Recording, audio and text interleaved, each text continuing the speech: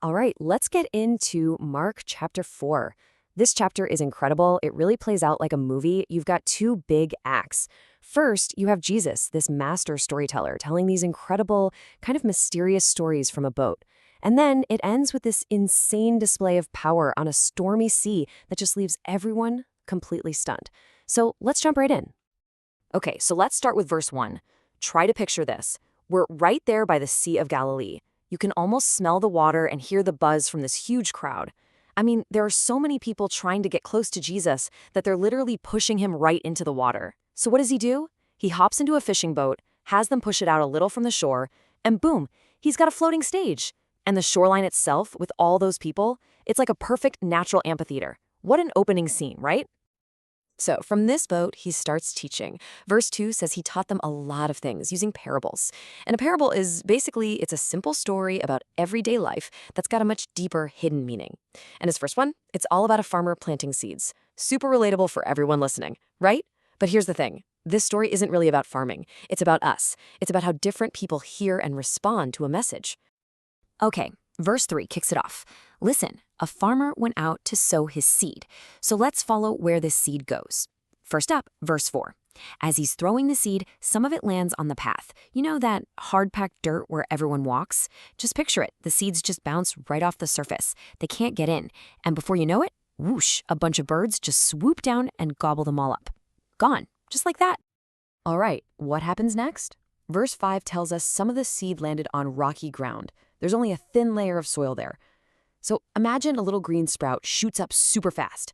It looks really promising at first. But then comes verse 6. The sun gets hot. And because that plant couldn't grow deep roots to find water, it just gets scorched. It withers and dies. All that initial promise, gone. Okay, so verse 7 gives us another problem. This time, some seed falls among thorns. So you can picture this little plant starting to grow, looking all healthy. But at the same time, these big, nasty weeds are growing up right alongside it. And they just choke it out. They steal all the sunlight, all the water, all the space, until the good plant is completely strangled. It never even gets a chance to produce anything. But finally, verse 8 gives us the good news. Some of the seed fell on good soil, and this is where the magic happens. Picture a huge, beautiful field of green. The stalks are thick, the heads are full, and it's just bursting with life. It's not just surviving, it's thriving. It produces an incredible harvest, 30, 60, even 100 times more than what was planted. Just an amazing, explosive result. And then Jesus wraps up the story in verse 9 with this challenge. He just says, "He who has ears to hear, let him hear." It's kind of like a cliffhanger, right? He's looking at this massive crowd and basically saying, hey, are you really listening, or are you just hearing a nice story about a farmer? He's telling them and us that there's something more going on here. You got to dig deeper. So a little later, when things have quieted down, his disciples pull him aside. And guess what? They ask him what the parable meant. So even his closest followers were scratching their heads, which is pretty telling. And in verses 11 and 12, Jesus tells them, look, the secret of the kingdom of God has been given to you. He's basically about to give them the decoder ring for this whole story. And you know, this is a really important moment, because if the guys who are with him 24/7 didn't get it right away, it means it's totally okay for us to be confused sometimes too. The important thing isn't getting it all at once. The important thing is being willing to ask, hey, what does this mean? Just like they did. So here it is, the explanation, starting in verse 14. Jesus says the farmer is sowing the word. That's the message. So the hard path, that's when you hear the message, but verse 15 says Satan just snatches it away immediately. It's like you hear something meaningful, but then a text message pops up and poof, the thought is gone. The rocky ground, verses 16 and 17, say that's the person who gets super excited at first, but has no real roots. So the second things get tough, they're out. Think of a New Year's resolution that lasts till January 3rd. Then you've got the thorny ground. Verses 18 and 19 say this is the person who hears the word, but then all the worries of life, the desire for more money, more stuff, all that just chokes out the message. It can't grow. But finally, the good soil. Verse 20. These are the people who hear the word, they really accept it, and it changes them. It produces an amazing harvest in their lives. And Jesus doesn't stop there. He gives them a few more quick parables, like little snapshots, to help them understand what this kingdom of God is all about. He's trying to give them different angles to see this big idea of God's way of doing things, breaking into our world. So next, in verses 21 and 22, he asks this super obvious question. He's like, does anyone light a lamp just to hide it under a bowl or under their bed? And the answer is, of course not. You put a lamp on a stand so it can light up the whole room. And his point is simple. Truth is like that lamp. It's not meant to be hidden away. It's meant to be put out there, in the open, for everyone to see. Then he tells another quick story about a farmer from verse 26 to 29. This time, a man scatters some seed, and then he just goes about his business. He sleeps, he gets up, day after day, and all the while, the seed sprouts and grows all by itself. The farmer doesn't even know how it's happening. It's this picture of the kingdom of God having this mysterious, unstoppable life of its own. It grows without us having to force it or stress over it. And then he gives what might be the most powerful image yet. In verses 31 and 32, he says the kingdom is like a mustard seed. Now you have to understand, a mustard seed is tiny. It's like a speck of dust. But you plant that tiny thing and it grows into this huge plant, big enough for birds to come and make their nests in its branches. It's an incredible picture.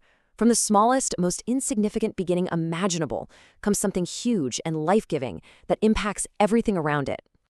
Okay, so the whole day has been about teaching, about words and stories. But now the chapter takes a hard turn. The mood completely shifts. The sun's going down, the crowds are heading home, and after talking all day about the power of God's kingdom, Jesus is about to give his disciples a live demonstration, and it's going to be raw and, frankly, terrifying. So verse 35, it's evening. Jesus looks at his disciples and says, let's go over to the other side of the lake. So they get in the boat and head out, and just imagine how peaceful that must have felt after such a long day. The cool air, the quiet lapping of the waves against the boat, just calm. But that peace doesn't last long.